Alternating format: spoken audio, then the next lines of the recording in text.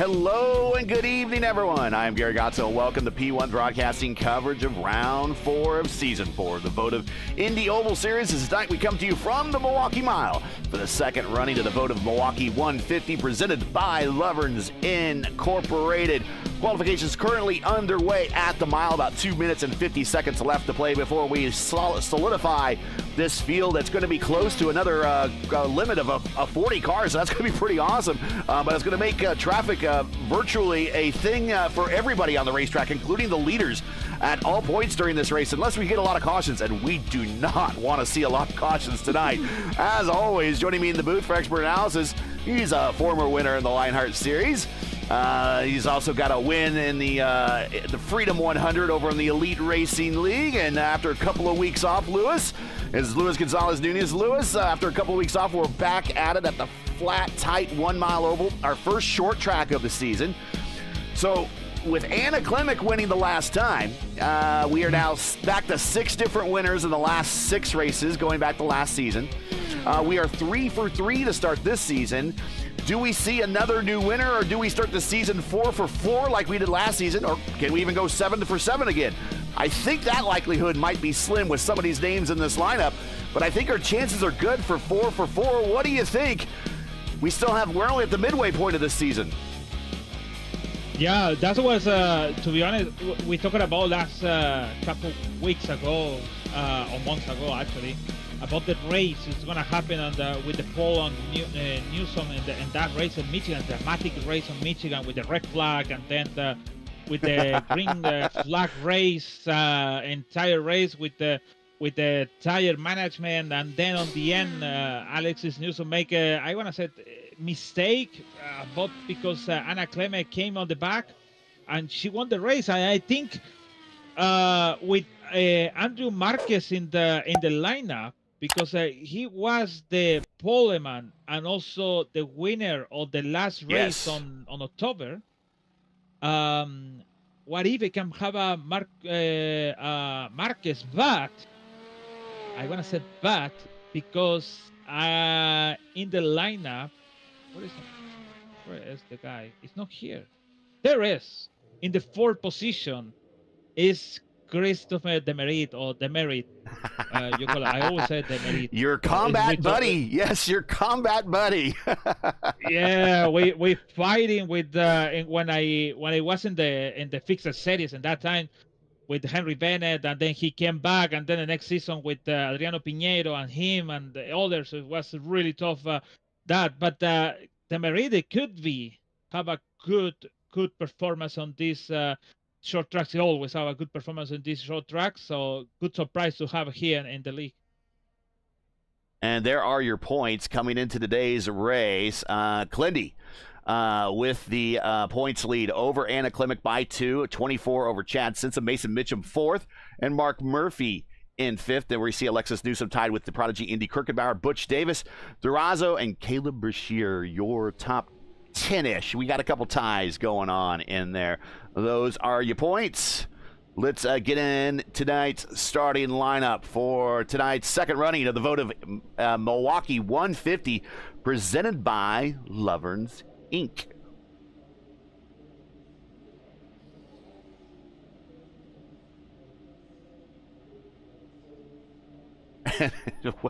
and appropriately so, here is your pole sitter.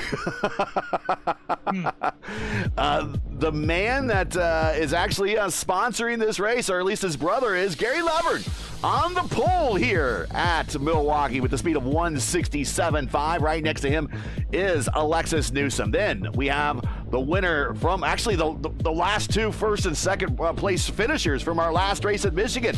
They are starting 2nd and 3rd tonight. Alexis Newsom and Anna Klimek back in the 3rd spot. Chris Demerit making his first votive start ever here in row 2. Then we got Shane Coker, the host with the most. Well, he's the host with the 5th most fastest lap with a 167.1. Lilac Zier with a 167 flat. Then we got Seb Alexander and Rashad Craig teammates back in row 4. Logan Edwards and Tedesco back in row 5. There we got Mark Murphy and Trey Shadid back in row 6. Kind of former teammates. They kind of work together every now and then. I don't know if they're working together tonight. Then we got El Patron, who worked with me on a Wednesday night with the cat next to him and back in row 7. Hugo Gallows with a good start in row 8. The prodigy Indy Krukenbauer on the outside. Then we've got Butch Davis. Always watch Butch Davis. And right next to him, always watch Chad Simpson. Back in row 9, kind of de facto teammates kind of there. The guys that have worked together, been in the community for a long time. And then our defending series champion, Glindy, starting 10th. Right next to him, the hyperstar, Brendan Lichtenberg. And we are going to go one extra lap. Yes. Hobson and Quilla back in row 11. Stouffer and Collins. 12th, Reed and Fields on 13. Highsong and senior Krukenbauer in 14. Costner and Wood. The catalyst back there, Andrew Wood in row 15. Allen and primetime John Stellard back in row 16. Pahutsky and Campbell, row 17. Staten and Wade on row 18. Mitchum and Marquez, the defending winner here from the inaugural running, back in row 19. Cavaco and Fortson. And that is going to be our field, our 40-car field. So many cars, man. So it's just be aware about the Treston Fortson on the back, Cavaco, Marquez even in the 38. It was the pole sitter on the back. Now be careful of that, to go slow, because maybe the leader, or even Alexis News, if he take the lead, could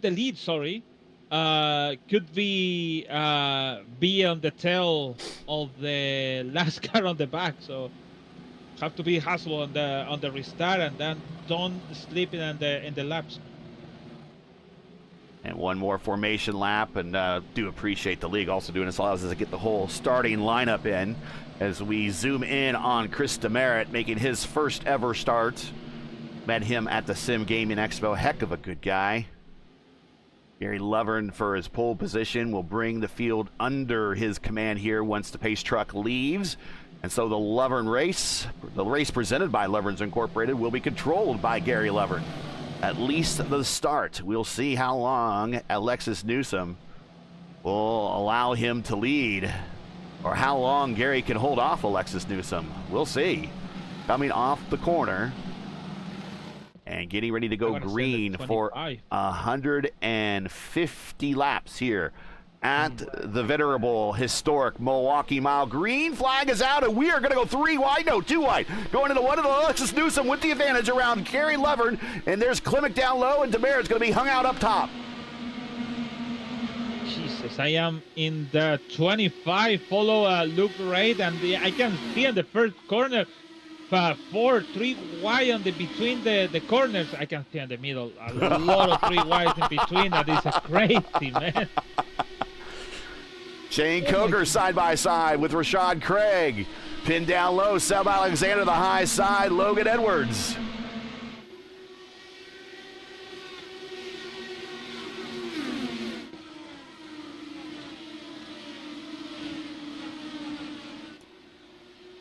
And a single file back to Edwards.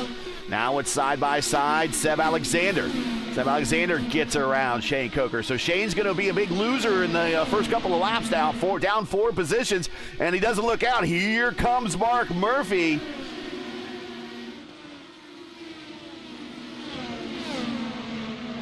Oh, the cat way up top in 3 and 4. There's Brendan Lichtenberg using the outside to get up a couple of positions there. Tony Estrada to the inside of the Prodigy, and then he sends it to the inside of Trey Shedid. Trey Shedid had to go up, but the Prodigy was there. We go 3 wide off the corner. And now they're all bound up behind. Here's Chad Simpson.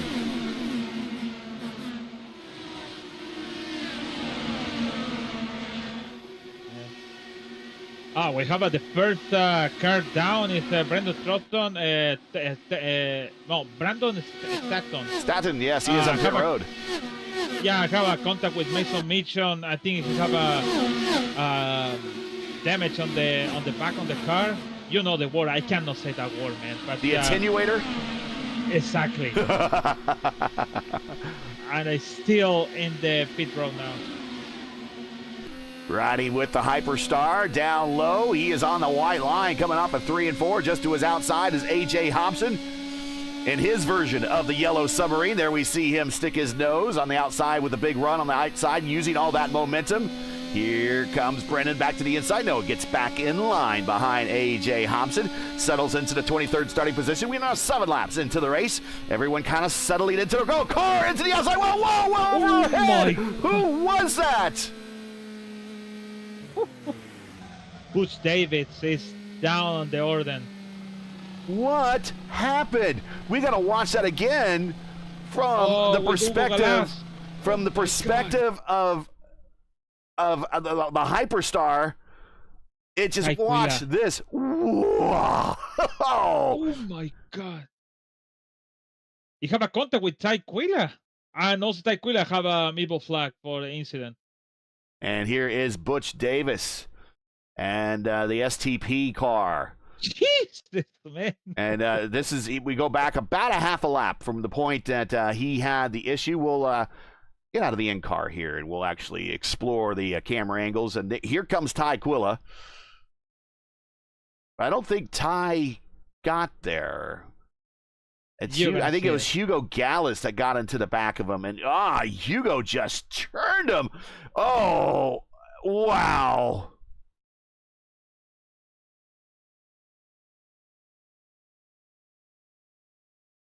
We got to go back from Tyquila's point of view. Go ahead. Yeah, there was contact with Hugo Gallus. You're right. Yes. And we're going to see who decides to come to pit road, too, if anyone wants to come to pit road. If anyone can pull off a one-stop strategy, it's really easy. Stop at lap 75 and make it to the end. You're going to need lots of caution. Riding with Tyquila right here. Two-stop strategy. Pit road opens at lap strategy opens, the window opens at lap 50, then 100, then 150. Look, oh, jeez. That camera would be done for sure. And Tyquila, his steering is offset, so he has some damage. And he does have a meatball flag. Maybe something else could be out over there, because the way when the car, I don't know, man. A three-stop strategy. The window opens at lap 37 or 38. Now, I have seen a one-stop strategy work here before. It involved a lot of caution. It was in the Formula Indy Series, and the guy that pulled off the one-stop strategy, it's so hard to pass here, Lewis, and we talked about this at all the one-mile ovals. Unlike the very entertaining real-world Phoenix race we had, where we saw lots of passing this weekend, these cars on the one-mile ovals, at least the one-mile clones or clone-ish of Milwaukee and New Hampshire, it is very much a track position race. It is very tough to pass in these cars. And when I saw in that Formula Indy Series race on the one-stop strategy, even with old tires, if you could make it past the window of the fresh tires being better than the older tires, then they equalize and the performance equalizes. It is very tough for a car that the tires are equalized, but there's 20 laps between them in tire age. It's very tough for that car with the younger tires still to pass that older car because of track position. So it is possible that you can just stay out and hold your track position, and that might be advisable. We'll see if somebody does it. The only people that came to pit road is Chad Simpson, Luke Reed, Clindy, Primetime John Steller, Jeff Hysong, John Allen, Mason Mitchum, and of course Tyquila and Butch Davis involved in the incident. They all came to pit road. Everyone else decided to stay out and hold on to that valuable track position. Going green, Alexis Newsom, Gary Lovett, Chris Demerit, Anna Klimek, and Rashad Craig. Now your top five as we're back at it here at the mile. Yeah, like I just said, it's really difficult. Even with the tires, if you have a new tires, old tires, it is really difficult to make the pass, especially in the corner. Maybe you have a good feeling in the car on the spinning, car on the wall. Hugo Gallus. And yeah, Hugo Gallus. And I think he might have had, it's possible that the way that we're, did he get a little contact with Stouffer? Yeah. Oh, yeah. Oh my God, the brakes of the Collins. Nice break. Oh, Jacob Collins. Little ride with Jacob Collins in the plain white wrapper.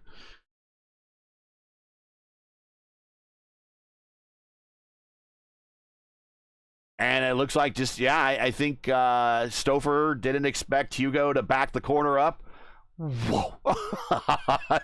Oh, some of the racecraft out there is just brilliant today. Oh, this is the second. That's it when you're braking and you see everything is slow because the car on the front is going spinning. But it looked like this. It looked like that. Let's go back a little bit before that, and we'll ride full speed with Jacob Collins, and this is how fast it happens. Here it is.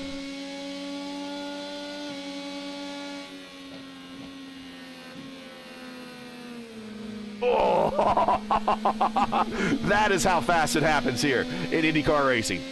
And real-world IndyCar racing and in the sim. That is how fast it happens. Now, does Stouffer have a missing front wing, or was he forgiven? He forgiven with the front wing, I think. But he's in the pits, actually. Maybe. No, he does. He is missing a front wing, so he is going to get his right front wing plane replaced. Jacob Collins comes in. I'm not sure what Jacob Collins needed changed, other than maybe his driver's suit. Because I don't think anything touched his car, but maybe he came down to get a once-over on the car just to make sure everything was looking good. Luca Tedesco looks like has a DC and is falling down through the order. Uh-oh.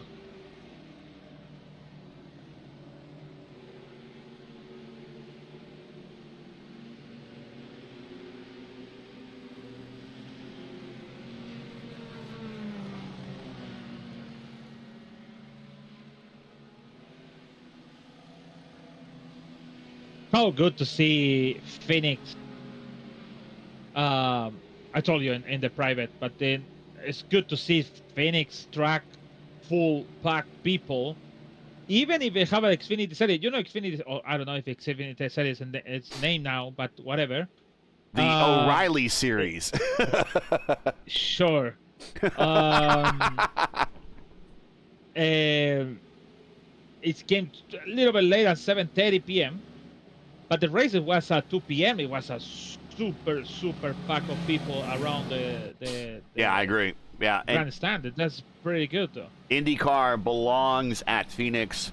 If there is a Mount Rushmore of IndyCar tracks, it would definitely be Indianapolis, Phoenix, Milwaukee, and probably Long Beach as tracks that for sure belong on every season schedule of IndyCar racing ever. Now, some people might be out there saying, hey, Michigan, or hey, Road America.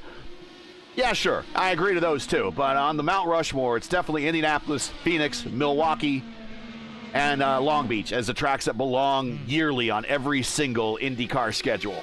Back to green flag racing at lap 17. Yeah, look at Tedesco out of the race by connection, for sure. A couple of drivers stopped at lap 10. Luke Reed, Clindy, Hysong, Collins, Stouffer. Stouffer at 15, Collins at 15, primetime John Stellard at 15, John Allen at 15, Mason Mitchum at 15. Giving up that track position. I'm not sure, unless you had damage, I'm really not sure at this point giving up track position is a good thing, Lewis. Maybe you can tell me I'm wrong, but I think track position is too valuable in these 1 mile oval, these cars.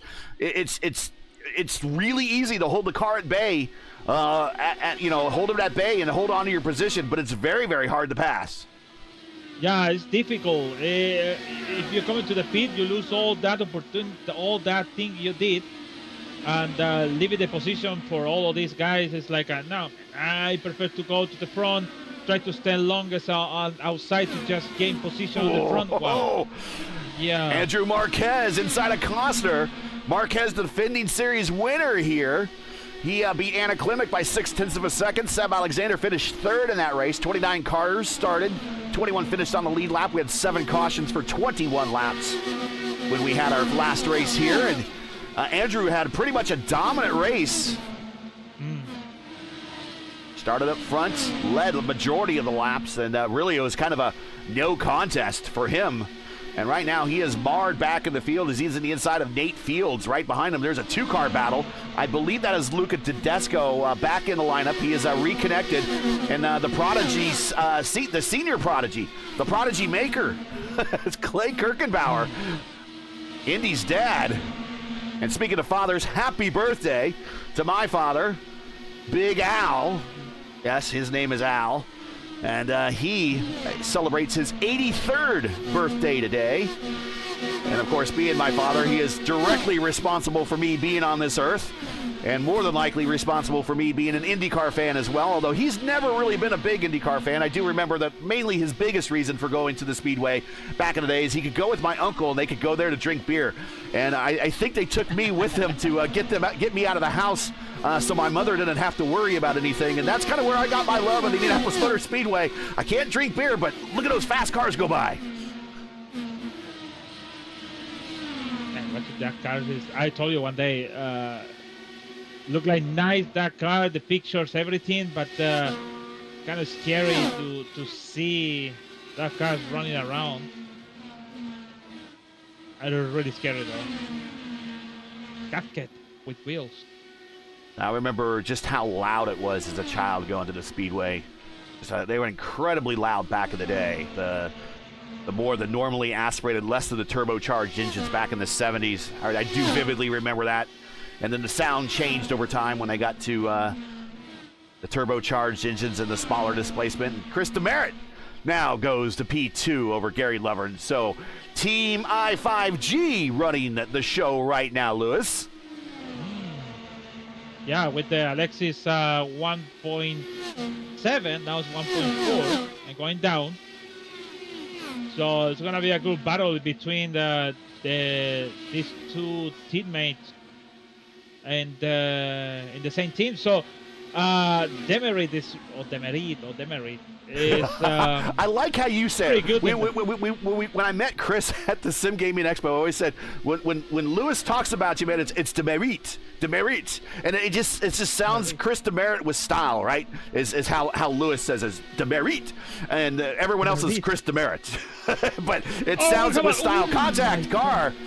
Marquez and Hobson got really close. Actually, Durazo and Estrada have a tap on the car, but yeah, I always call him Demerit. For example, when I was in the naked team, we always call Andrew Wood as a Wood. No, in Spanish it's translate for the Wood. We don't call it for the last name. We call it for the translate in the Spanish. Okay. It is Wood. So how do I say wood in Spanish again? Madera. You're gonna have to type that out for me. But I already gave Andrew Wood a nickname. I don't know if I want to change it, but if there's a better nickname for him, maybe we do that. Speaking of Andrew Wood, Marquez to the inside, sending it on the Catalyst. Man, 21 spot, Andrew Marquez. At 21, he's on the move. Marquez. I just say Marquez. Okay, Marquez. I said Marquez. You say it again, much more better. It's much more style than I say it. I have my Midwestern no accent, and it is Marquez. And you're like Marquez, and I was like, oh gosh, it sounds so much better.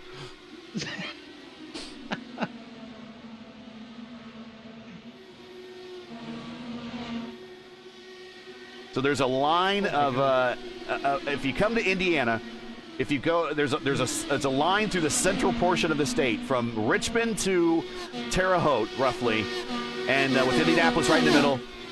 Lafayette to the north, Bloomington to the south. You go south of Bloomington, you sound like you come from Kentucky. If you go north of Lafayette, you sound like you come from Chicago. But if you stay right in the middle, you have neither, and that's where you have my accent. And here's a battle between two drivers with a ton of starts of these cars on two of the big super teams. Marquez on I5G, Andrew Wood with Team Hype, Power Slide. Oh, big up to the wall is Marquez. Brendan Lichtenberg, and that's going to open the door for Trey Shadid to get even closer. right in front of him. Durazo back up to the top. He gets around Tony Estrada. El Patron gives up the position that he got with a little bit of beating and banging.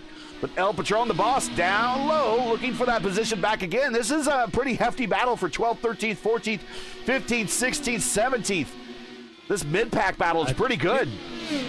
It is tough because you have all of these guys on the back and then coming with the big names on the front.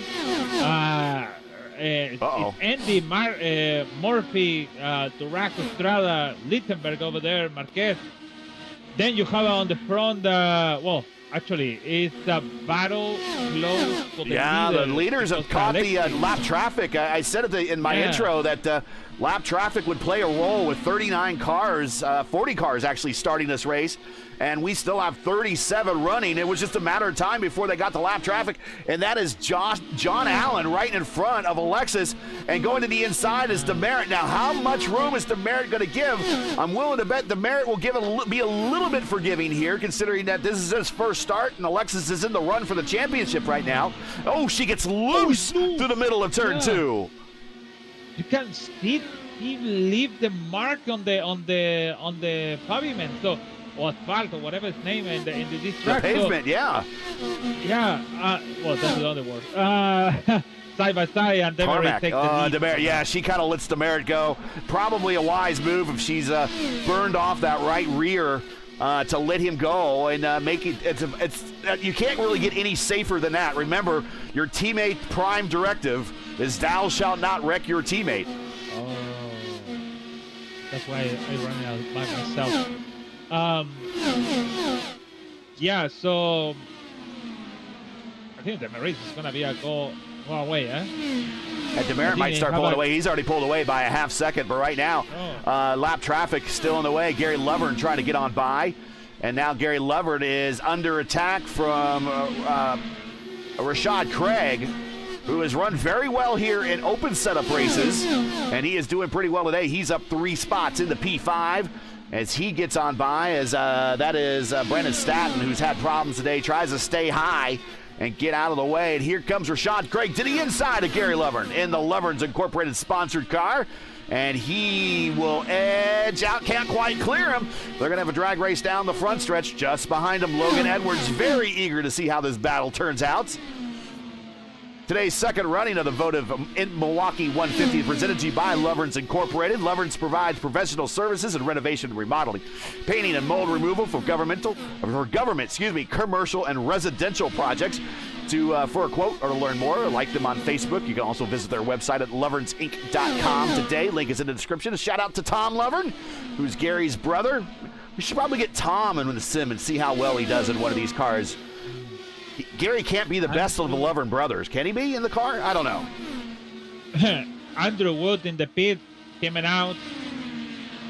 So he already did one stop. All right, so scheduled stop for Andrew Wood, I think, at lap 43. So everyone else, he might be trying for a bit of an undercut, which you can do here. But we expect at right around lap 50 or so, the first of the 2-stop window to start to open up. Remember, this is a 150-lap race. Fixed setup created by Robert Malechka, which is actually a teammate to Andrew Wood.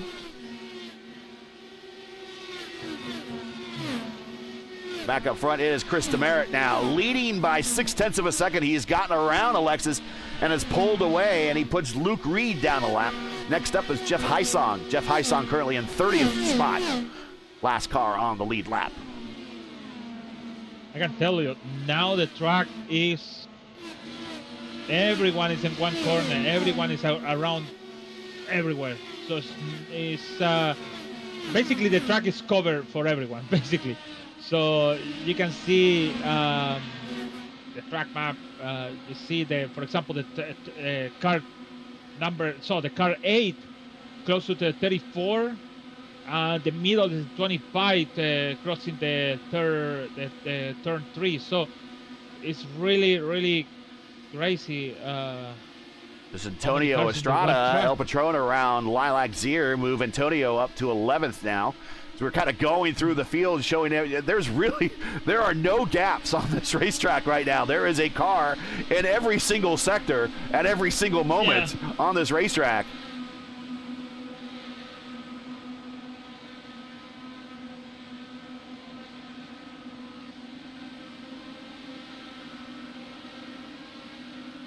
Preston Fortson getting a big run on Nate. Is that Nate Fields there right in front of me? Yes, Nate Fields.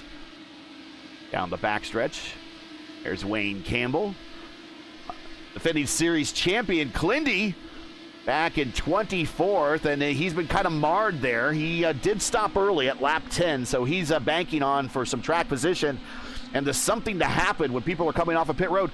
And pit road here, Lewis, is a very easy pit road to not get right. Coming to pit road is very tough.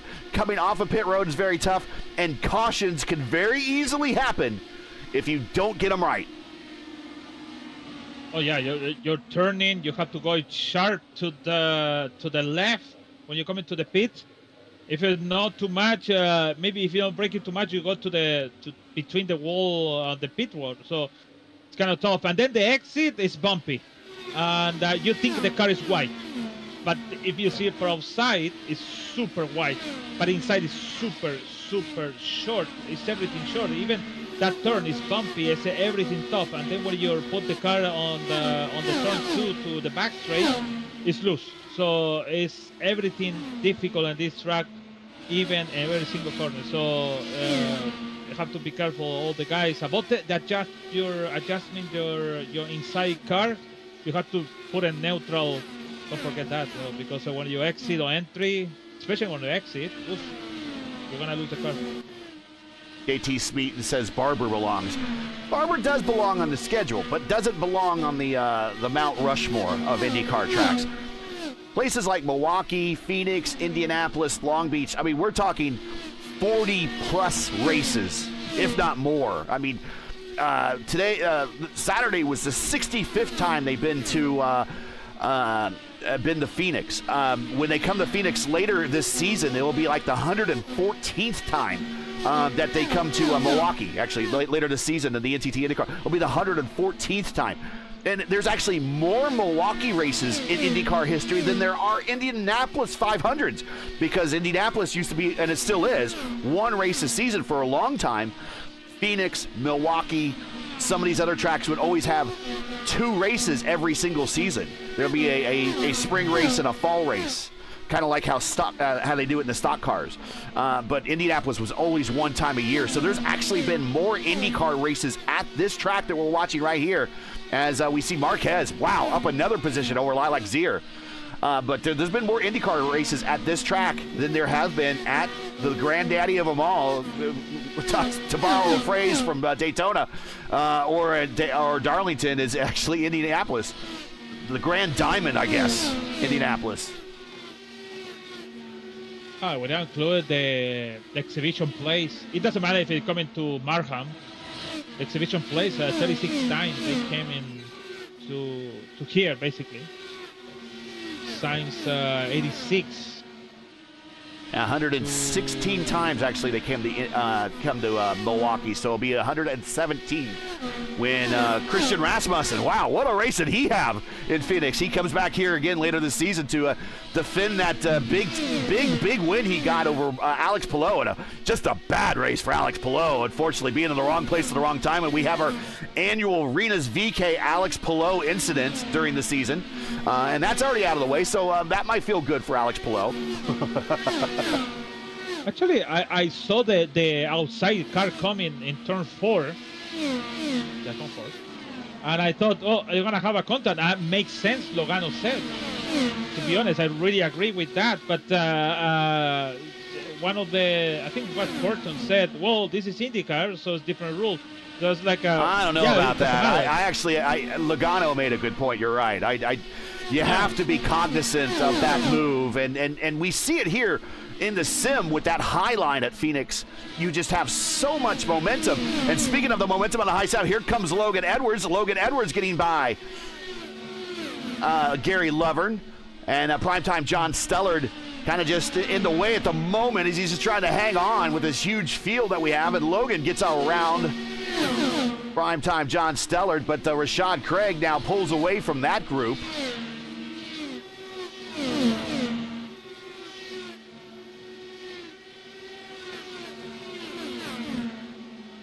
But a very entertaining race. And then more things change, the more they stay the same, as Newgarden, with that late stop, throws on a new set of tires and backs up his win from 2018. So he's won 2 consecutive races at Phoenix and is now, for the first time since 2024, a different person other than Alex Palou leads the points. This is all good, I think, for IndyCar racing. It was a great weekend. I hope, man, to be honest. It is. I hope it's, but the end is getting better with that to us to watch, and I hope if this thing could be worse, to have more ovals in this have a paddle on the front.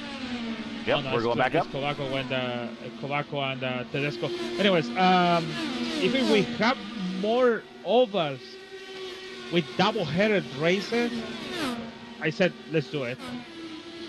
I don't mind. NASCAR Man on Twitter kind of came up with some test graphics, some proof of concept graphics, and whatever different races for doubleheader weekend. Michigan was one of them. Pocono was another. Chicagoland was another. And every single one of them, though, it showed IndyCar as the undercard event. And when I say undercard, you know what I'm talking about, an undercard. Because we watch wrestling. We like wrestling. As we watch Alexis Newsom to the high side trying to get a run. And believe it or not, Demerit has caught up to Chris Stouffer with something we don't see very often. Chris Stouffer getting ready to go a lap down. Chris Stouffer stuck back into 26th position, and whoa. But when I talk about the undercard event, the undercard are those lower events on a wrestling event that you, so it'd be like the opening event. It's like the 2 luchadors, right? This is how WWE does it. It's like the 2 luchadors, and then you see a tag team match, and then the main event is like Roman Reigns and Cody Rhodes, right? Well, the way that that is being promoted is that NASCAR is the main event and IndyCar is the undercard. And in my opinion, the IndyCar race was a much better race than the NASCAR race. It was a great weekend for Team Penske, by the way. They swept everything. Poles in both races, wins in both races. But the IndyCar race was way better than the NASCAR race. I don't care what the NASCAR people say. IndyCar race was much better. Yeah, you have a lot to choose. That's a good thing about the two. For sure, you're right. Yeah. There's a lot for everyone to choose from, and it does open the door for more race fans and potential new fans that might actually be watching this and go, oh, these Indy cars are a lot more exciting. There's a lot more strategy. I like that. I mean, you didn't really, I mean, you kind of saw a little bit in the stock car race where Blaney won. He won on a 2-tire stop, or he went on a 2-tire strategy, at least for his last pit stop. You don't see that in IndyCar, but there were competing strategies going on at the front. Kirkwood stayed out for track position, and it almost paid off for him. I mean, if everything happened 5 laps sooner, Kirkwood would have won, and he would have won his second oval race after Gateway. Yeah, sorry to interrupt you. Yeah, it's pit stop party coming. Alexis Newsom coming now. Alexis Newsom on pit road. Look how narrow pit road is, and there's other cars funneling in, and those cars that start at the end of the pack, they have to really blow up and get to their stalls almost immediately. Alexis Newsom coming to pit road. You know what it more sucks when you come into the pit, announce you come into the pit, and when you have a slow down car on the front of you. Watch this. Wow. We're riding with Demerit, and it's like threading a needle.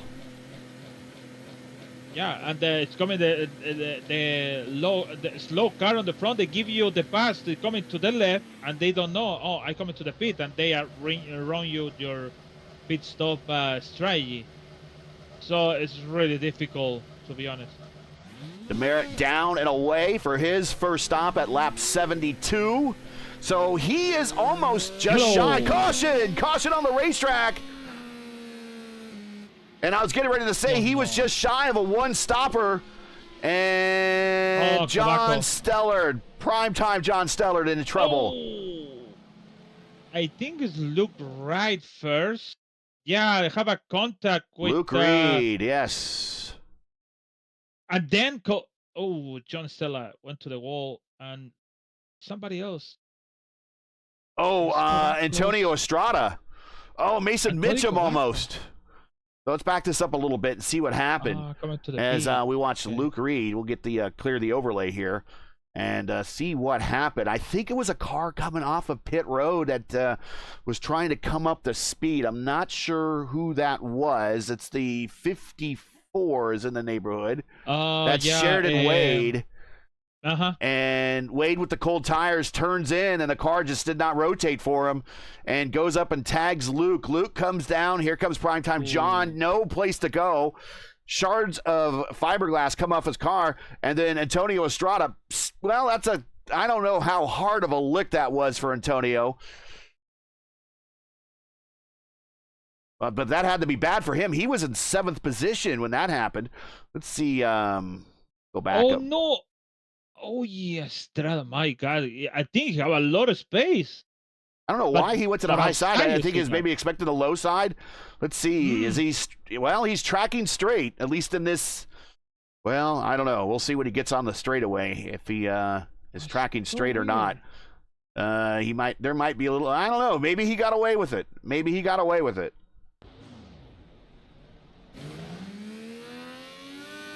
Oh, yeah, I remember what I'm gonna say. If you see the camera of Luke Reed, Luke Reed went down. Oh, okay. But if you go to the camera of the Wade is go straight, but you see anyways Luke going down. That's why you're the driver expert and I'm not, so you can make that call. No, we are. So, but it's a mix of stuff. It's really a mix of stuff about what kind of thing can be. And to be honest, it's right about he came to the pit with the cold tires. He couldn't turn it, but the other guy have a hot tires. We'll watch again. He can turn it. We'll watch again. We'll watch again here. We'll get him from the blimp and get a good view of. Here comes a car to the inside, and I don't have my telestrator open, and I will open that right now. So here is Sheridan Wade right here, and it looks to me that Sheridan trying to stay to the inside. Wow, I don't know. That's a racy deal. I don't know. I mean, chat, go ahead and make a call on that. I can't. Again, I'm just a commentator, so let's go back and watch that. I'm just a commentator. I could be wrong, but I think Sheridan's trying to stay to the inside. His tires aren't warm, so he's not going to turn like he normally does. Luke might have thought he was going to be clear.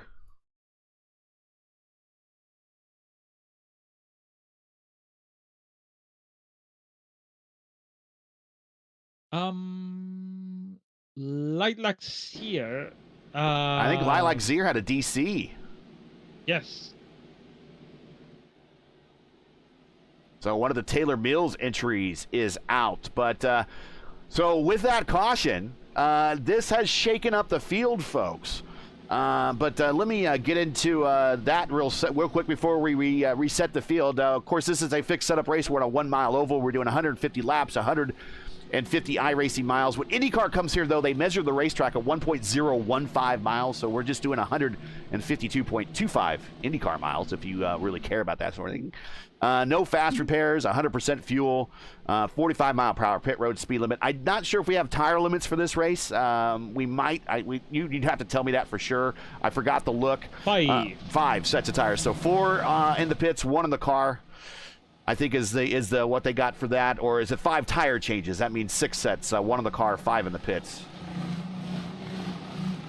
Getting ready to go green, and it's Anna Klimek, but behind Anna is a car 1 lap down, and Trace Shadid, who came to pit road early, and that's what happens when you come to pit road early. He kind of got screwed by that caution a little bit. Then we got Logan Edwards in 3rd, Rashad Craig 2nd, Seb Alexander 4th, Gary Lovard in 5th, and we are fanning out in the back. Somebody had a bad start. I'm not sure who that was.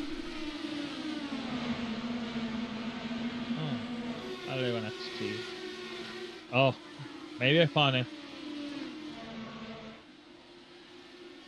So it's Klimek, Craig, Edwards, Seb Alexander, Gary Lovard, hanging tough in P5. Mark Murphy in 6th, Brendan Lichtenberg in 7th. Antonio Estrada, apparently he's not any worse for wear after smacking the wall. He's had an adventuresome race. He is in 8th. Glindy Clindy has worked his way up in the 9th. To the inside, Clay Kirkenbauer, the prodigy senior, and Stouffer looking to shoot the middle. Look at the battle behind him. Shane Coker.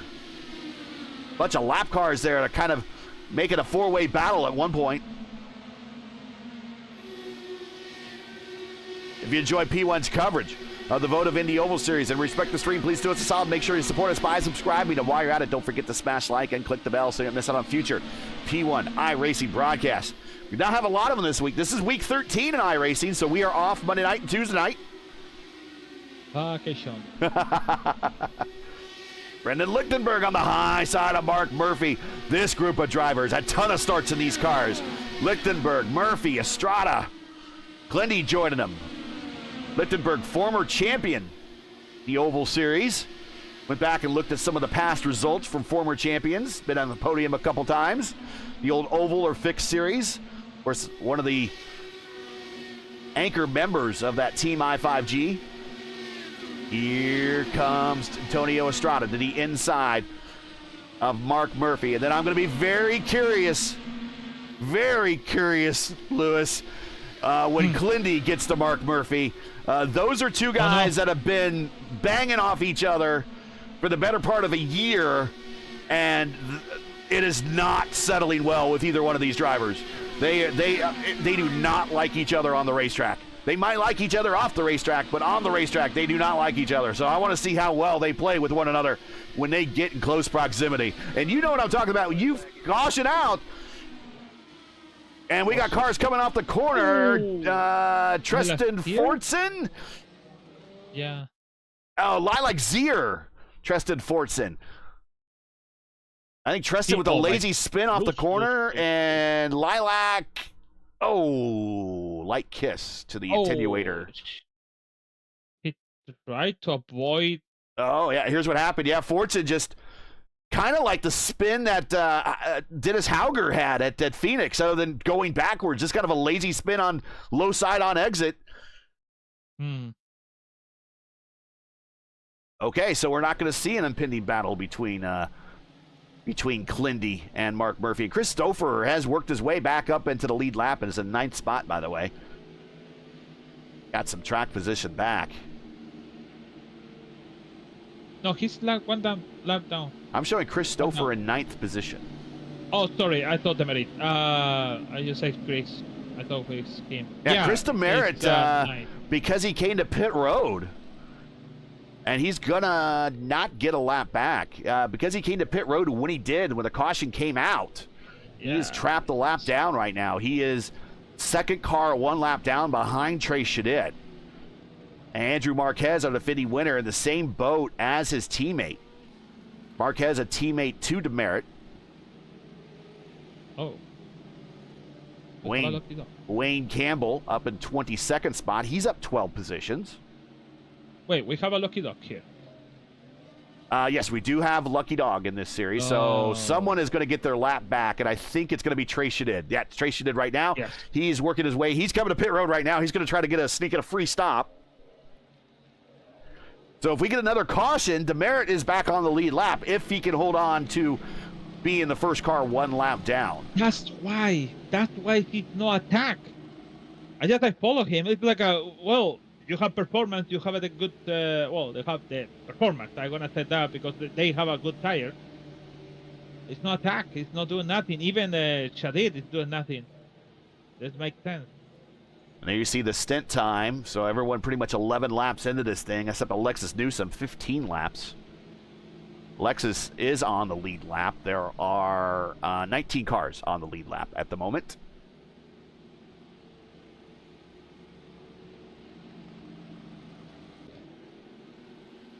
Preston Fortson coming to pit road. Limit, Craig, Edwards, Alexander loving your top 5. Brendan Lichtenberg up 14 spots to 6. Mark Murphy 7th. Antonio Estrada 8th. Antonio's had a venturesome day. And Chris Stouffer 9th. Clindy in 10th. Clindy up 9 spots. Chris Stouffer up 14. A little bit further back, Jacob Collins in 12th. In the plain white wrapper, he's up 12 spots. And Clay Kirkenbauer, the senior Kirkenbauer, He is currently beating the junior, I believe, by a couple positions. He's up 14 spots into 14th position. Your all-time INDYCAR wins leaders here before we go green. Here we go green right now. Roger Ward leads. That's a name we don't talk about very often. Roger Ward has 7 wins here at Milwaukee back in the day, and their other driver is remotely close. 9 drivers have won more than one time and more than one sanctioning body between USAC, Karts, and Indy Racing League coming here. That's spread across a number of drivers, but we're back racing. Klimek, Craig, Edwards, Alexander, Gary Lovern.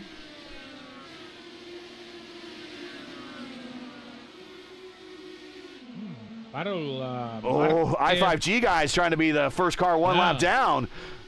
Now it matters. Now it matters. Nope, just turn the back. He cannot leave past nobody back because pass by. Sorry, because if it's a yellow, he is the first chance to get the lucky dog. So better to stay on the front. Logan Edwards in third, former winner, the Formula Indy Series, former winner in the Elite Racing League. He currently is third on the order in the racetrack right now. No wins, I believe. I don't think he has a win here in the Votive Indy Oval Series, so he would be interested in keeping the 4-for-4 string alive into this season and the 6-for-6 going back in the last season. Costner and Campbell, this is a battle for position behind the leaders. This is for 22nd and 23rd. Costner in that Menards kind of painted livery that Pagano drove. This is kind of Menards territory up here in Milwaukee. He is now up to 22nd position. Right behind them is Seb Alexander in 4th. Seb, last time we were here, ran 3rd. Likes this racetrack. And Gary Lovern, I'll give a shout out to Lovern. He is hanging tough up there. He's been working on that racecraft, and he's one of the older guys like me. It's a lot of work in these cars. We'll pop down into his in-car here and just listen to how much work as he gets a run to the inside of Seb Alexander. 5th gear, 4th gear, 5th gear, 4th gear, working the tools, keeping the car down low, maybe tapping the brake a little bit. It's more than just turning left here, Lewis. Your hands are full every single lap. Oh, especially now we have so many stuff to thinking about it, about the regen and hydrate and all this stuff.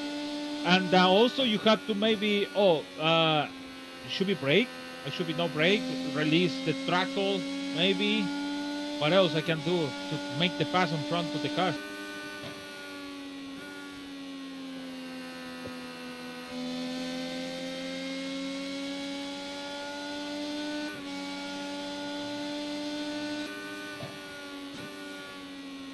I think maybe Lovern might be regenning going into the corners to kind of help him slow down and rotate a little bit. That's what it sounds like, maybe a little bit. I could be wrong.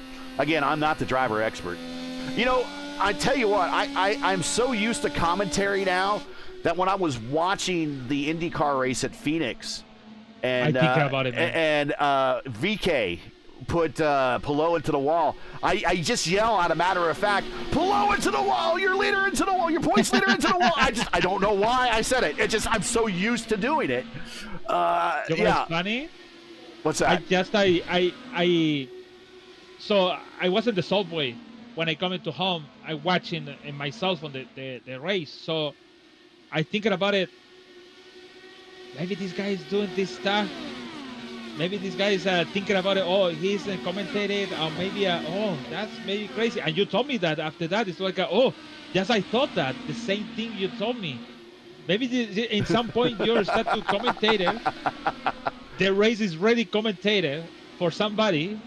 I just like, because it's an instinct about the, I don't know. And I thinking about it that in that moment, like, oh. Now I will say, I will say that they had overlay problems for the IndyCar race. They got to get that straightened out.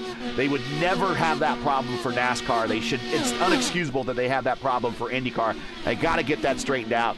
And the camera production was pretty bad. There were points on the racetrack where they were talking about a battle, but the camera's on something else. And as someone that does production, and I'm doing production right now, it's me controlling the cameras as well as doing commentary, and that's kind of why Lewis is a second set of eyes. He'll call out action and I'll get the camera back there. But production is hard.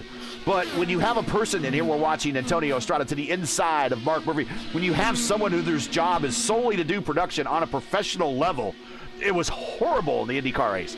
Fox did not do a good job there. And as Fox is someone that has now skin in the game for IndyCar, they are an equity holding partner. They got to do better than that. They would never do that for NASCAR. I'm sorry, they would never do it for NASCAR. And if they're not going to do it for NASCAR, why is IndyCar allowing that to happen? IndyCar's got to get that stuff straightened out. It's a whole presentation. And if you make the presentation look bad, it's a reflection on the entire series. So, and again, the racecraft here for these guys of making the Votive Indy Oval Series look good. No cautions at Michigan and a couple cautions today, but nothing really serious when a race that started with 40 cars and we still have 34 cars out there, Lewis. Yeah, we have 20 cars in the leader. Demerit just make the pass on them. But we have, like I said, 34 cars in the track. Actually, it's 33 with Brandon, the last one in 9 lap down. So, yeah, it's really good performance, to be honest. When you're thinking about it, in fact, to see 40 cars in Milwaukee, I'm gonna do this. I'm gonna say this again, reminding me about when they told me, do you want to help us on Martinsville, the track series? I said yes. Big mistake. Cars in Martin series. It was horrible, man. Sorry for Shad. Sorry for all that organization, but man, it was horrible. And I'm still thinking about it. When I read 40 cars in the short track, I start to have a flashback of that race. So 25 or 26 yellow flags. Only 5 laps on green flag, and the other one it was in green and yellow. Yeah, it's amazing that you put 40 stock cars on this racetrack and they're banging off one another. You put 40 IndyCar drivers with guys that really know what they're doing in these cars, and this is a very seasoned, community-based field. It's amazing that they can, with a car that has very bad netcode issues, the fact that we've only had a couple of cautions and there have been nothing really serious is very remarkable at the level of racecraft that these drivers have. I'm not saying the guys that get into the stock cars are any better or less. I'm just saying that they're having a really good show here today. You know what? He have a bad show and bad feeling. It's the Formula One. I know it's the older side for the Europe, the other side to the world, sorry. But what a bad feeling. The car is 4-5 seconds slower than the last year, man. As I figured out today about the qualifying, it is Formula One going to be soon the Formula E. You know, the Formula E, that's what Max Verstappen said. I think this car is getting more like Formula E, but a little more fancy. Now, that is not the fastest lap, by the way. That was set a little earlier in the race, but Alexis Newsom does have the purple lap. That's just the purple lap report. Here's Chad Simpson in 14th position, up 4 spots. Underneath Haisong, bringing Jacob Collins with him. Winner earlier this season at Charlotte. By the way, we're talking about everything, actually. Even for the World Series, for the World Baseball Series, I thought USA is going to lose with Brazil. And at some point, they give you USA was down. USA was down to Great Britain, 1-0 for much of that game, and they came back and they stomped Great Britain like 9-1. But I know. But I think we're talking about that. I think that all the Caribbeans. The Netherlands had a big win over Colombia. South Korea. was it Nicaragua? I can't remember. It was but the Netherlands, yeah, the Netherlands. You don't really think of them as a baseball power, but you got to keep in mind they have a lot of colonies and islands in the Caribbean, and that's where a lot of good baseball players come from. Ask the Dominican Republic. For example, now Israel 5-0 over Nicaragua. Israel's got some good players. And yeah. Hey, if you're just joining us, this is P1's coverage of the Votive Indy Oval Series coming to you from the Milwaukee Mile for the second running of the Votive Milwaukee 150 presented by Leverage Incorporated. We've now completed 114 of 150 laps. We're still expecting a pit stop before we get to the end. If you're enjoying our coverage of tonight's race, make sure to smash that like button, subscribe to the channel so you don't miss out on the next race. The next race for us here on P1 will be Wednesday, March 11th, 8 p.m. Eastern time for round 6 of Season 3 of the Horizon INDYCAR Series at Pocono. Shout out to Wags, who's working race control right now. If you like open wheel racing, it's a good chance you do. If you're watching this, then make P1 your home Wednesday nights when you watch the Horizon INDYCAR Series. 116 of 150, and it's very quickly ticking off the laps. And Anna Klimek kind of in the same position she was a couple weeks ago at Michigan, here at Milwaukee. Also, as we get the camera back on Anna, there she is. A very similar position to where she was a season ago, finishing second here. Yeah, lucky, because the yellow flag and Demerit, and then Alexis Newsom came into the pit, and the yellow flag is out, and she is on the lead for the race, but Andrew Marquez coming close to. Well, it's not close. Actually, it's kind of separate for nothing, but just keeping a distance between each other. But she's doing a good job, man. To be honest, I can tell you, she's keeping that distance between the. I don't know what is the distance between these two guys. These two drivers. But it's maybe 2 or 3 tenths, maybe. Sorry, Clay Kirkenbauer up in the gray was battling Mason Mitchum in 3 and 4, and he rides the wall like he's a stock car driver, and he's still at it.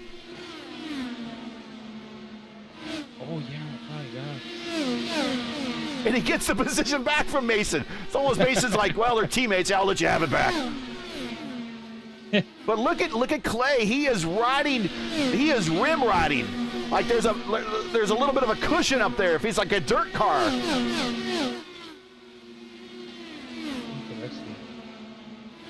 And we've seen some races here before in the past in the Oval Series where everybody was at the top, just because the setup would allow you to go low. Now.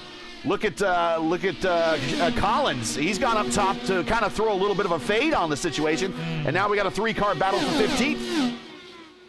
The problem, the good thing about that, you can defend the line, you can defend the position, but you don't gain nothing because you're still on the tail on the car on the front. Now you have to change your switch to go low, and you have to switch everything. Look at that. It's gonna be side by side with Mason Mitchum. So. That's the only small problem when you want to make the pass, and now he. Wow! Yeah. Mason Mitchum gives him the slide, but he gets the clear. There's our 3 VRL sponsored cars. Only 2 are teammates. Jacob Collins on Rogue Racing. The blue car and the red car are on the same team. They're on the Votive Racing team. As Clay comes back to the inside and gets the position back. These guys are definitely entertaining themselves. So we got about 28 to go. Anna Klimek now 49 laps into her stint. The last time went 74. So by that number, she should be good to go. But I think everyone's going to have to stop because we had all the cautions in the first half of the race. We haven't had a caution in the second half of the race. I think there's going to be some drivers that are going to have to stop towards the end of this race before they can finish. I could be wrong. I don't know. My math could be off. But under full burn, I don't think they can make it. They all can make it. And they don't seem to be doing any conservation out there. They all seem to be racing pretty hard, which also leads me to believe that maybe they can make it. Well, for sure, Demerit and Newsom, they're going to make it. they cannot make it because they're short. But what if? To be honest, I think even Indy, even Durazo, Simpson, Clay, they have a 39. So what if?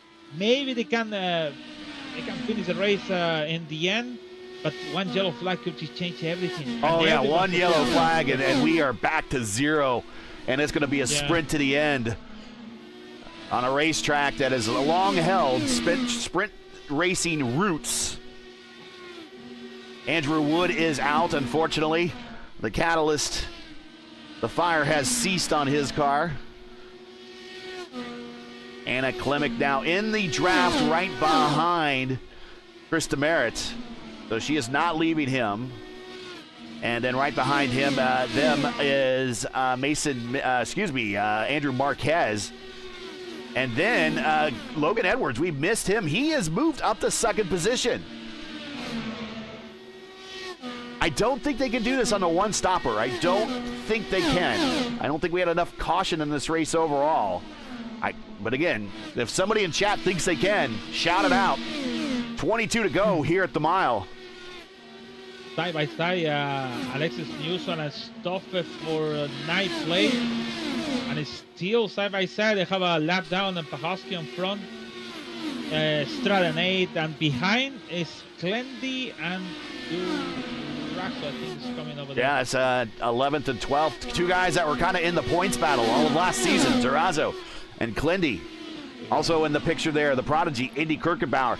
Today's second running of the Votive Milwaukee 150 is presented to you by Leverns Incorporated. Leverns provides professional services in renovation, remodeling, painting, and mold removal for government and commercial and residential projects. For a quote to learn more, like them on Facebook. Visit our website at leversinc.com today. The link is in the description. Clindy to the inside of the lap traffic.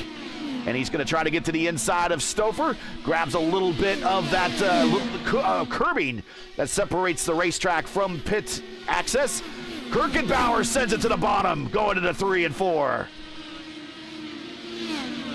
Clendy clears that battle, but doesn't quite clear Stoffer yet. Clendy now up to 11th. And Anna Klimek looking to take the points lead. If she can hold on for this win, will pick up the points lead over Clendy. Clendy's had himself a good race, but unfortunately just not enough caution out there to really help his cause. Clendy up 8 spots. He started 19th. Yeah, we have 4 cautions today, and it's going to be interesting with 18 to go. I think it looked like a same happened in Michigan. Like what if? And it look like who's gonna come into the pit or who's gonna stay on the end, and it's gonna be dramatic, man. To be honest, the person stay out to the end until the tank is out. It's gonna be really, really dramatic.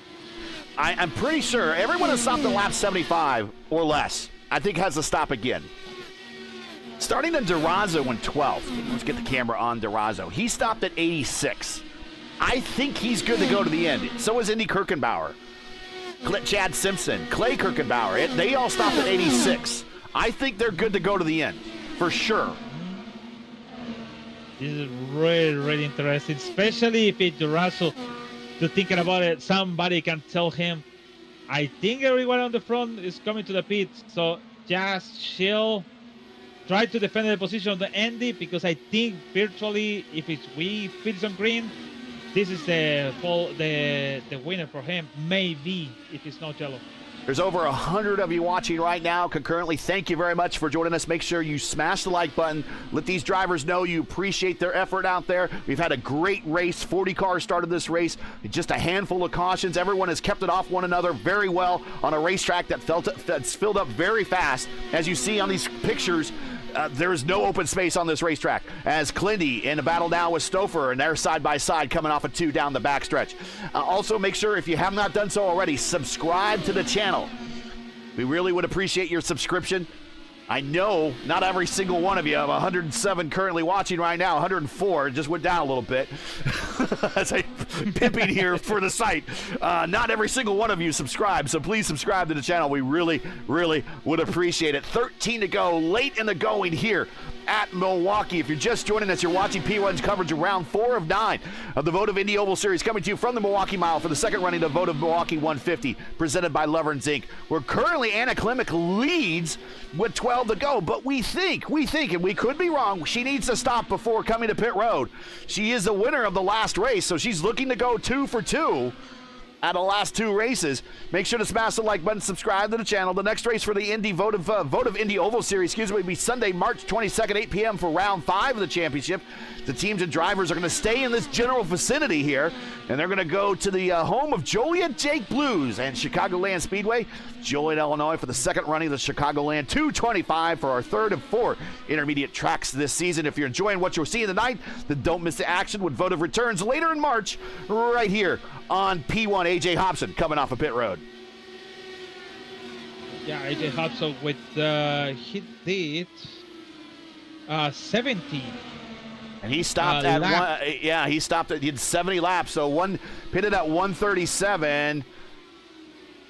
And he did 70. He stopped at 67 last, roughly math. So maybe some of these drivers can make it. Maybe some of these drivers. Go ahead. Yeah, it's really interesting, the strategy, but I thinking they gonna be maybe 4 or 3 laps short. But what if they save fuel? What if Hannah Klimek let's ride. Fuel? Let's ride with Hannah. She's in the draft of AJ. She's trying to save as much fuel as possible. Remember, DeMerit was in front of her for the longest time. She's in 4th gear. Now we're going to start seeing some cars on the bottom. They're just, at this point in the race, they're just dialing it back to engine map 8. They're like, I just want to get this car home. And she is deep in traffic. Logan Edwards, he's going to be there, but there's a ton of traffic in front of Logan Edwards. He's got Coker, Pahutsky, and Hysong in front of him even before he gets to Klimek, and that's a 2nd and a 3rd. I don't know. I think maybe Anna might have enough. I don't hear her lifting. The number might be there, and we just showed the graphic. Pit stop count 1. Only made that 1 stop at lap 75. I told you if it's 75 was possible, but is there enough caution? Is there enough fuel saving out there?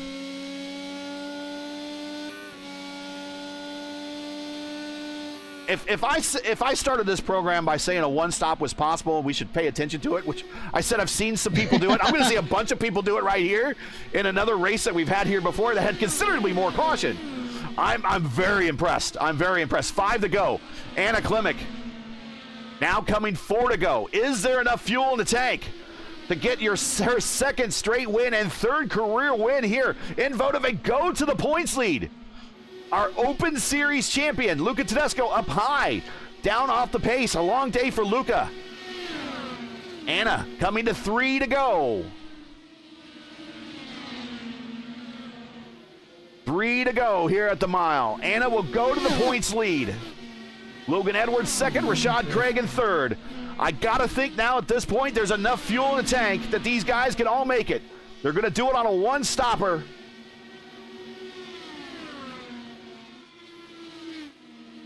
Anna Klimek off the corner. 4th turn, 2 to go. Just 2 miles.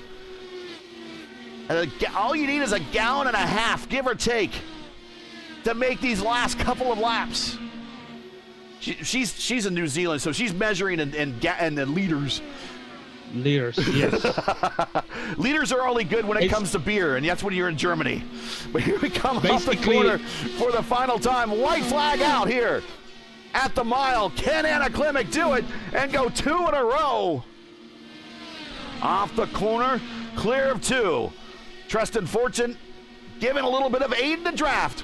And she can coast it from here, off of 3 and 4, down low. Anna Klimek, the girl goes 2 for 2 in the INDYCAR winner at Milwaukee. Interesting, man. Really, really interesting strategy. IAR cars in 3rd and 4th. Gary Lovard stays in the top 5 all day. Good race for him. Brendan Lichtenberg up 14, up to 6th.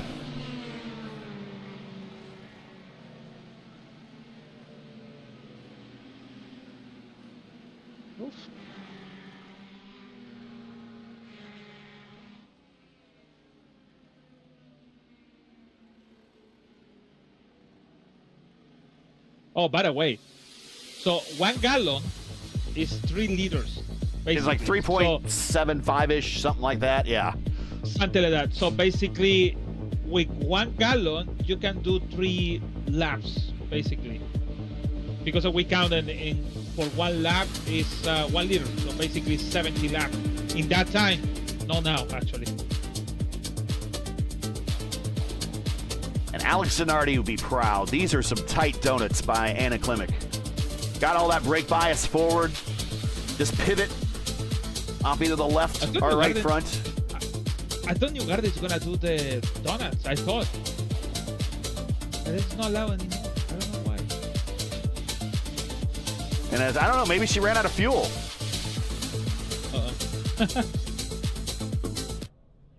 I don't hear any engine noise. I think she ran out of fuel.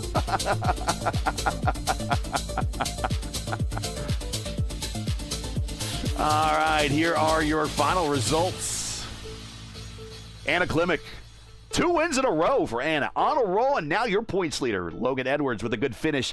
I think this is his best finish here in Votive. He comes home in second. Rashad Craig, a good finich for him in a racetrack he does very well at. Comes home third. Seb Alexander in fourth, his teammate. Good day for IAR. Third, fourth, and eighth in terms of how they finished. And then their technical alliance teammates, third, fourth, eighth, ninth, and 10th. So half the top 10 is part of the Satellite Rogue Alliance. So Gary Lovert in fifth, Brendan Lichtenberg in the lead I5G entry up sixth. Maybe your candidate for your Luis Gonzalez Nunez driver of the race. I'll let you make that call here in a second, Luis. Alexis Newsom up in the 7th spot. Not, again, started up front, not the finish she was looking for, but in the top 10 for Alexis. So it's going to get some points out of this. Mark Murphy in 8th. Olden Slow up 3 spots to come home 8th. Good day for him. Clindy, not a great qualifying effort for him. Up 10 spots. Started 19th, finishes in 9th. Into the top 10. Chad Simpson still in the heat of the points battle for that win that he got in Charlotte earlier this season. He comes home in 10th. Moving on, Dan Durazo in 11th, Indy Kirkenbauer in 12th, Antonio Estrada. As we said, he has an adventure sim race. He's in 13th. Christopher comes back from a lap down, comes home 14th. Clay Kirkenbauer, he had a very adventuresome race. We saw him having fun with Mason Mitchum and Jacob Collins. 15th, 16th, and 17th for those three. Trey Shadid, Shane Coker, Chris Demerit. Chris Demerit, unfortunately, I think was the biggest driver screwed during that last caution. I think that he was up front. He was coming to the pit road as the leader, and as soon as he hits pit road, the caution comes out. And unfortunately, not the finish he wanted on debut, but it's not his fault necessarily. Just bad luck. Trusted Fortune, Andrew Marquez, a defending winner here from a season ago, comes home 22nd. John Allen, 23rd. Costner, 24th. Wayne Campbell, 25th. High Song, 26th. Shannon Wade, Casey Putski, Nate Fields, and A.J. Hobson rounding out your top 30. Then we got Luca Tedesco with some connection issues. Made it back, finishes 31st. Brandon Statton in 32nd. Zier with connection issue. I think had a connection issue, but also had some contact issues, unfortunately, with somebody at the attenuators. I think that was with our last caution. I might have been with Tristan Fortson. Comes home 33rd. Andrew Wood. The Catalyst fire extinguished at 34th. Cavaco 35th. Luke Reed 36th. Primetime John Steller 37th. Ty Quilla with that camera angle that we saw, just car flying over him. Comes home 38th. Hugo Gallas 39th. Butch Davis doing some aerobatics mid-race. Comes home in 40th. I think that is your final car. Yes, 40 cars started that night.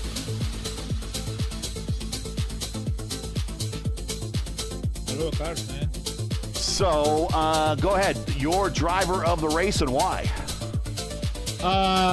For sure, Brendan Lichtenberg for 14th spot. For sure, Clendy, 10th spot is also there. Chap Simpson with 8th spot. Even Mason Mitchum in 16 with 21. I have to stand at that, put down. Tristan Forson is 19. But Lichtenberg in 6. He started at 20.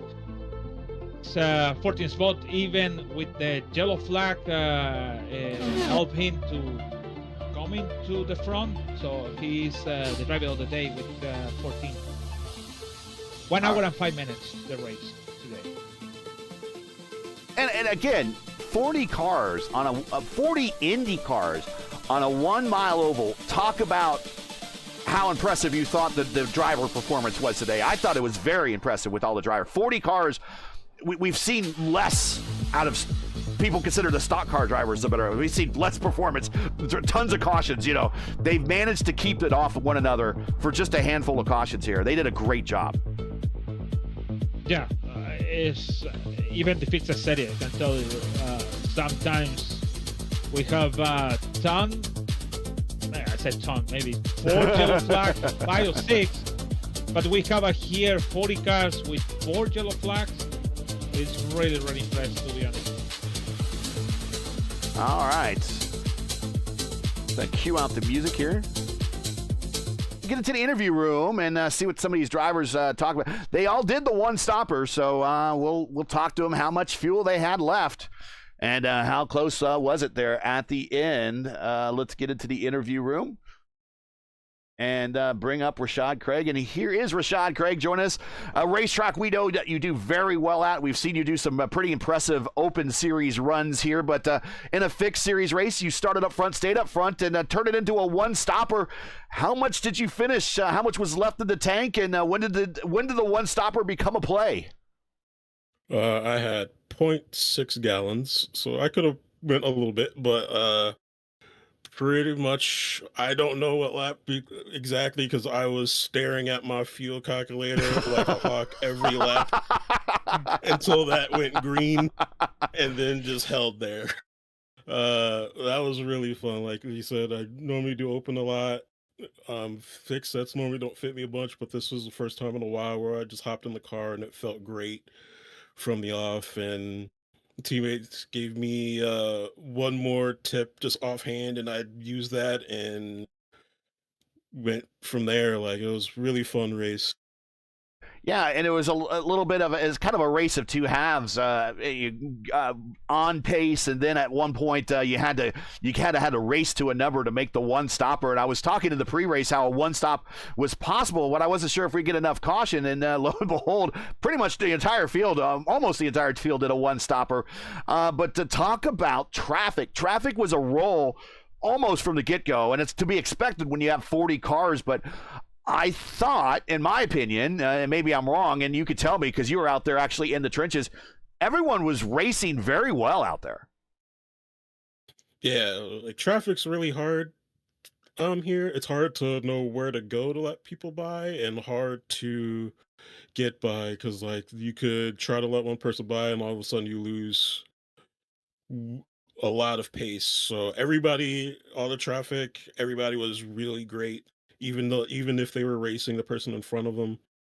All in all, like, it was fantastic. I had no issues.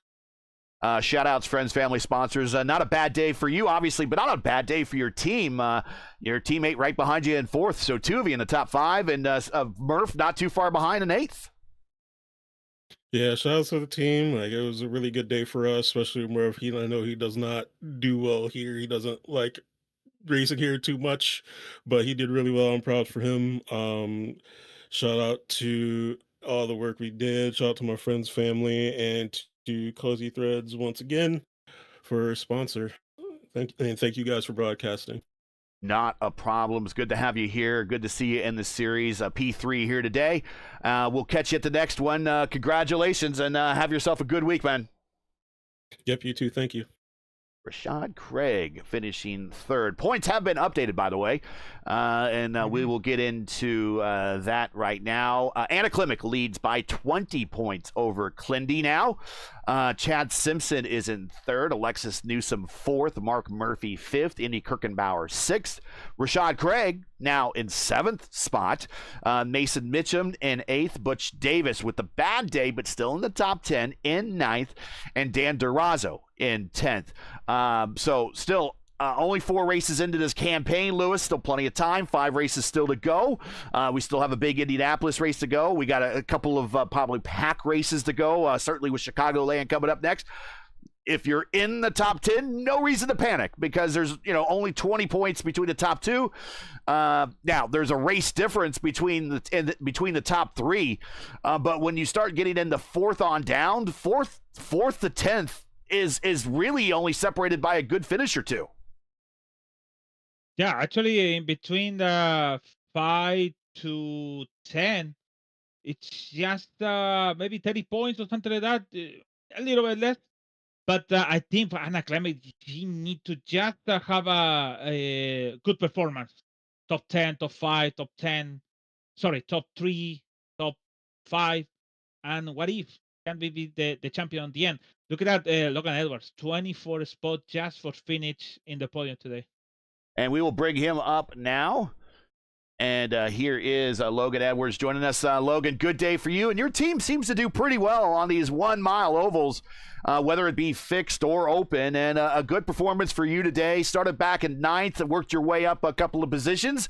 More than a couple. Made your way up 7 positions through the course of this race. But even 7 positions, pretty impressive considering how hard it is to pass here. And track position means everything. But you made it work and came home in 2nd. But very racy the entire day for you.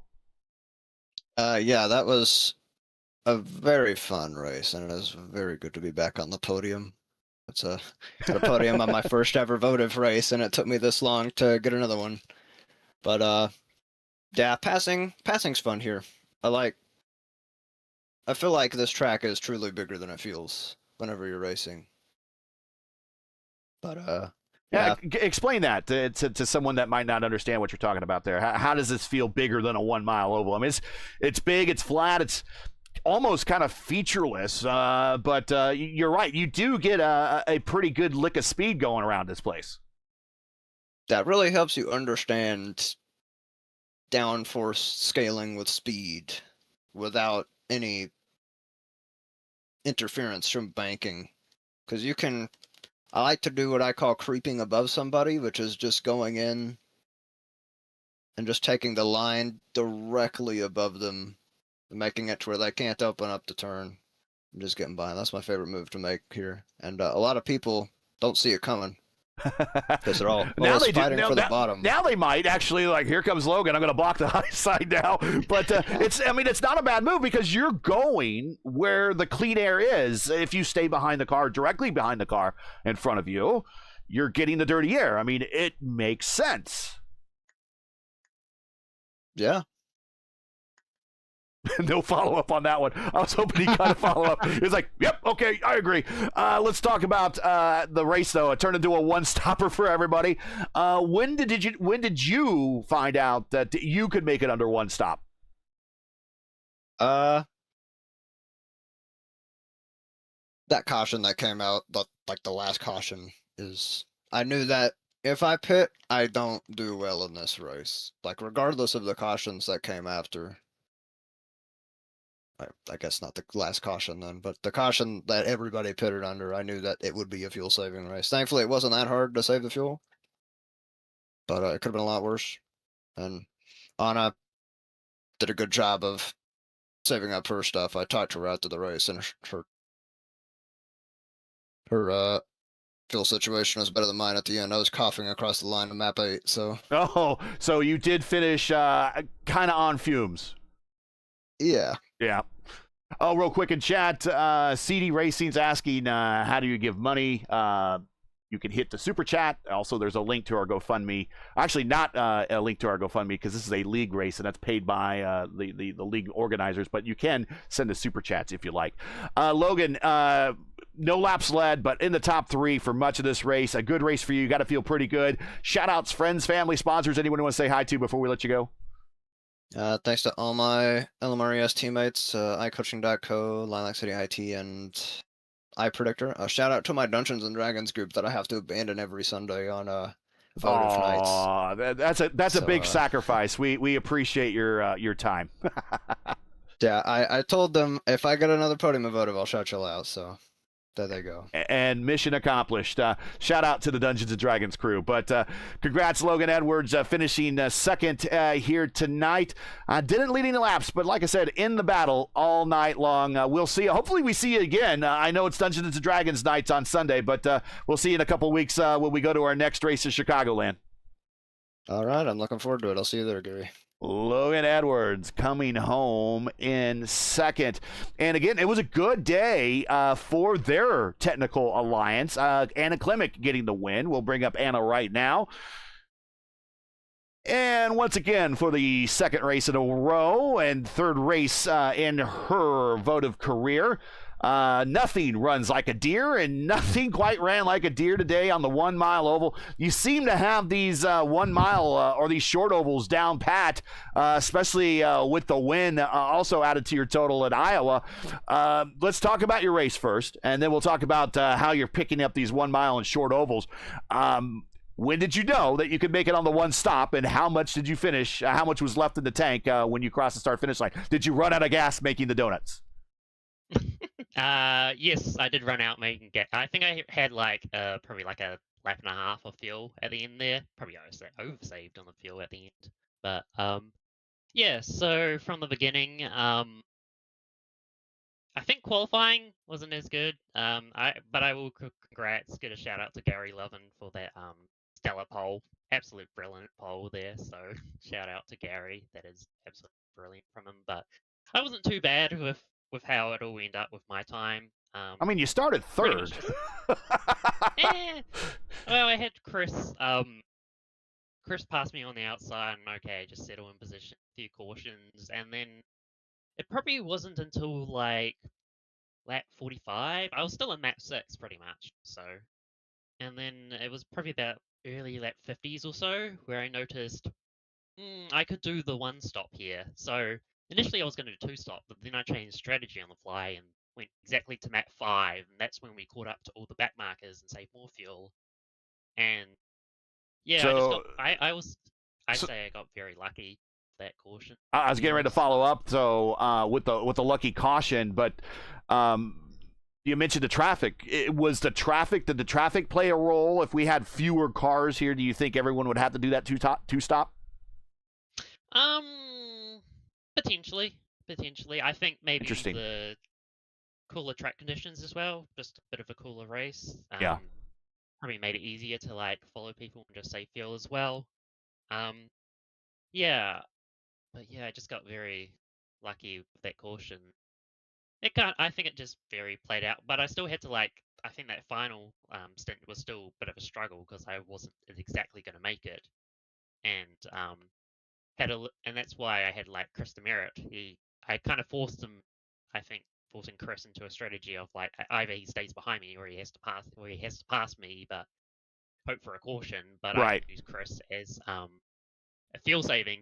So basically, I was map 5, just fuel saving behind Chris, and then basically saved more than enough fuel, more than the lap's fuel, and then once Logan passed Andrew Marquez, the back marker between me and Logan, I thought, okay, this is the time to go. So then I passed Chris, and that like 1 second gap turned to a 3-second gap at the end, and yeah, it was I'd say quite comfortable win in the end. I think I drove pretty well today. So Pretty well. You think? I think compared to last time where I finished runner-up to Andrew, I think I definitely managed I think the cooler track conditions did help, but I think I drove much better with probably could work on steering a little bit less, but it was definitely a good improvement from last time we raced here in season 3. Besides track position, what are you learning now on these short ovals? 2 of your 3 wins all time here in Votive have come on the short ovals. What have you learned on the short ovals that have helped you the most besides track position? We know track position is very important at the short ovals, and I wouldn't blame you if you actually said, "Oh, I'm not coming to pit road ever unless I have to," because I believe you. But what else have you learned, or is that a trade secret? I think just doing a bunch of oval racing. I think the amount of oval racing with like Oval Fix this season and Votive as well. And just watching like others like with Kalendi, the help he does behind Votive as well, and just trying to really think about. I think the important thing is like really think about how I drive, being a bit more analytical of that, and thinking about like my inputs and my throttle and when I start accelerating and all those stuff. it's very basic stuff that I think a lot of drivers just skim over, and I think that is a very, when you come back to that and you look at it and you think about it, you're like, okay, I can see why is this happening and how to go faster. And yeah, I've just been slowly improving, and I think not necessarily. I think the bigger ovals from the 1.5 milers help on the shorter ovals, and the road courses help on the short ovals. So I think it all interconnects as well of like just becoming a better driver. Yeah. Overall. Well, you got to feel like you're on a bit of a roll now. We believe everything points wise has been determined on the Open Series. You're the Open champ. Now you're leading here in Votive. You've won the last 2 races. You're third all-time, third win in your career here. And I just did it to look at. You're now tied third all-time now with Josh Ward with your 3rd win. And you're only 2 behind. Actually, you're tied for 2nd all-time because Edson Santos and Clindy are tied for the lead with 5. So you're only 2 wins behind them. You get on a good roll this season. Not only you could come out as the career Votive wins leader, you could be the career. You could also get your first career championship in Votive. You got to feel like you're on a bit of a roll. How are you feeling? I mean, the confidence got to be pretty high right now. Anytime you get behind the wheel, you got to feel like you're always now in contention. I think you were jumping the gun there, Gary. I think for me, the number one rule I have in sim racing is never be complacent. There's times where I got complacent and it bit me in the bottom. So, yeah, it's still, I think there's still a long way to go and there's still things to learn. I think I'm pretty excited to go to Chicagoland next round. I enjoy Chicagoland. Done pretty decent Open, Oval Fix. Didn't have the Oval Fix result in the broadcast this season, so I kind of want to come back and redeem myself because I think I can save. I think I can do really well there. Look, you can become complacent, but I could still. I've always said that you're one of my favorite drivers, so I'm going to hype you up. I'm going to be your hype man. I've always been your hype man. So, I won't talk you into a false sense of security, but it's looking pretty darn good for Anna Klimek, and maybe off cam and off channel, you could sit there and say, yeah, I know I'm good at this, but we'll go ahead and let you take that answer right now. We'll check back at about 5 races from now and see where you settle this thing out. But led 80 laps a day, kind of dominated the second half of this race, got the win. Like I said, 3rd win, now tied all time, 2nd place in wins here in the Votive Indy Oval Series. I know you got some shout outs, so go ahead and get them on out there. You got to feel pretty good after today, so go right ahead. Yeah, shout out time. So quite familiar. Firstly, I shall shout you guys out first. P1 broadcasting this league race. Yeah, it was always thank you, and whatever all the other stuff that you do with the INDYCAR community, it's been absolutely amazing. Shout out to the Votive Racing League and Shane as well, who organizes it. I think we did pretty well today with like 4 cautions. I agree. The amount of like cars at MILWAUKEE. So, I agree. Yeah. And we had a really good green long run at the end, so yeah. I think it was pretty good in terms of the racing today. Shout out to Taylor Mills Racing and the whole squad there, and shout out to the Entente Technical Alliance with Votive Racing as well, and all the peeps across there. Shout out to friends within the iRacing like INDYCAR community as well. Yep, shout out to all VTuber friends in here. I know Riley was watching and cheering me on, so shout out Riley. Thank you for staying up late at your UK time to watch me. Wow. Mum, Dad, Brother Jacob, had my boyfriend Trent come up over the weekend, so it was lovely to see him again. So shout out to him as well. So yeah, those are the shout outs. All right, well, I got a feeling that's not going to be the last time we're going to be hearing your shout-outs this season, but 2 wins in a row. The string is now long thrown out the window. No more different winners, and it seems to be dominating right now this portion of the season. So congratulations, and a great effort, a dominant effort in the second half, and we'll catch you at the next race here in a couple weeks when we go to Chicagoland. Yep, see you then, Gary. That is Anna. Nothing runs like a deer, to borrow John Deere's catchphrase. Lewis, we talked about this a couple times in the race, and we kind of made the right observations. Just shows us how long we've been doing this. We saw Anna kind of drafting behind Krista Merritt. We thought that maybe she'd be doing that. That was correct. And then we really weren't sure how close people would be, but we knew they would be close on fuel, and we were correct. We thought there for a point that some people might have had to come to pit road, and for a while they would have to. But it sounds to me with the larger field and people having to play with the throttle and traffic, that actually saved them some fuel and turned this into a plausible one-stop race. Yeah, it was a really, to be honest, crazy stuff. You said about the maybe one stop, and I thought at some point it's like a meh, one stop. I don't know, sure, but I think you're actually nothing. You was right about the it's possible about one stop, and we saw it today with Anna Klemek. Did one stop, only one, and she take the checker flag on the end. So it was a really good strategy, a good race for everyone, and we can put in our data or in our books or in our word or on computer, whatever. It said Milwaukee 150 laps, they can go for one stop if we have the specific amount of the racetrack flag. So yeah, so it was a pretty good race. So to be honest, really, I thought it was gonna be more disaster about a lot of cars around, but no, we have was a really specific and deals races around with some mistakes, and everyone can make it in this track. So it was really good for everyone. To be honest, I don't have much to say. I unfortunately for once again for Alexis Newsom, she have the chance to win the race, and they have a different strategy with the others, and they came in different strategy with Demerit, and Demerit just stay in the with her in the maybe 12 or 11, something like that, and she finished on top 10 actually, to not be more specific and this moment. So, but good job for Anna Klemek. Finally,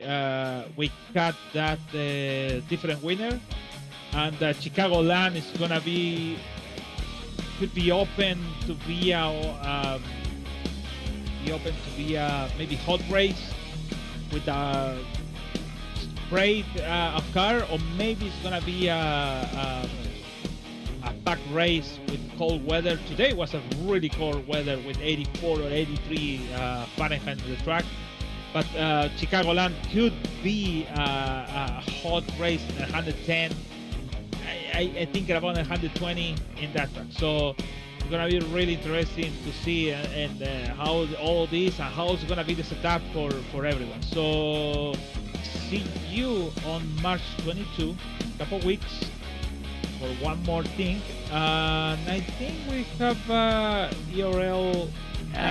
We have the California 500 on Thursday, 7:45 on the Elite Racing Network. That's gonna be really nice to be over there. So see you there, 7:45 from Fontana, California Auto Club. Whatever name they put in that track. Rest in peace, Auto Club, on the Elite Racing Network. Yep. All right, so that's it for tonight. Once again, your podium here for the second running of the Votive Milwaukee 150, presented by Loverns Incorporated. Anna Klemek, 2 wins in a row, and now your new points leader, Logan Edwards. His best finish in the series comes home second. Rashad Craig, his best finish in the series, he comes home in third. Join LGN and myself again Sunday, March 22nd for round 5 of season 4 of the Votive Indy Oval Series. See the drivers head to Chicagoland Speedway.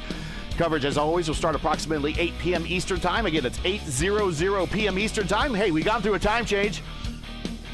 It doesn't really affect the league, but hey, for the correct broadcast time in your area, find everything you need right here at YouTube at youtube.com/@P1 Broadcasting. Now, As you know, the algorithm game's not easy. That's why I always ask everybody to please subscribe and please like, because if you don't, no one will. It's not begging. It's part of doing streaming. So if you can do us a favor, just help the algorithm. Please help support P1 with the weekly grind. Leave a comment below. Let us know you thought of tonight's race and if you enjoyed today's coverage. Support us by smashing like in the video. If you're new, click subscribe, and while you added the bell for weekly reminders, some more P1's other iRacing programming, including this Saturday, 2 p.m. Eastern time. Actually, that's got moved back a week, everybody. So the next round of the IIS got pushed back a week to 2 p.m. Eastern following Saturday. We will go to St. Petersburg for the very first time. So the next race for us here on the channel, folks, will be the 11th, 8 p.m. Eastern time. Will be round 6 of Season 3 of the Horizon INDYCAR Series. That will be Mark, and I think it's Ryan Eric King of Jalopnik.com's Ryan Eric King. They will call the action from Pocono, and that will be 8 p.m. Eastern time this Wednesday. And also Mark and Caleb Brashear will be on the call for the American Motorsports Association Grand National Series round 5 of Season 3 at Las Vegas on Thursday. So light week here on the channel because of this is iRacing Week 13, but we still have action Wednesday night and Thursday night, and Mark Murphy, who got a top 10 here today, will be calling the action on those Wednesday and Thursday races. Today's second running of the Votive Milwaukee 150 is presented to you by Loverns Incorporated. Loverns provides professional services in renovation, remodeling, painting, and mold removal for government, commercial, and residential projects. For a quote to learn more, like them on Facebook. You can visit them at their website at loversinc.com today. Links all in the description. And Tom, you can shout out your boy, your brother Gary there. He might be your boy too. You know, brothers could be pals and boys. He finished 5th today. I think that deserves a shout-out and maybe a couple beers from Bro. So, yeah, carrying the name well today for Gary Levern in 5th spot. Track cams for this race are provided by Whiplash SimCams. Get the most out of your racing experience with Whiplash SimCams. To learn more about Whiplash, like them on Facebook, and you can follow them on X and Instagram. All the links you need are in the description. For business inquiries and learn more about P1 and what we do, like us on Facebook. You can follow us on X and Instagram. All of our social links are our link tree. You can check those out in the description. So, for Luis Gonzalez Nunez, everyone here at Votive and at P1, I'm Gary Gatto saying all happy Sunday. Thanks for watching, and to all of our men and women serving in the military, especially in the skies and the seas in the Middle East, and all the first responders out there, Godspeed, God bless, and come home safe. Congratulations to our winner tonight, Anna Clemick. Catch us again March 22nd at Chicagoland for the next race of the Votive Indy Oval Series. We'll see ya.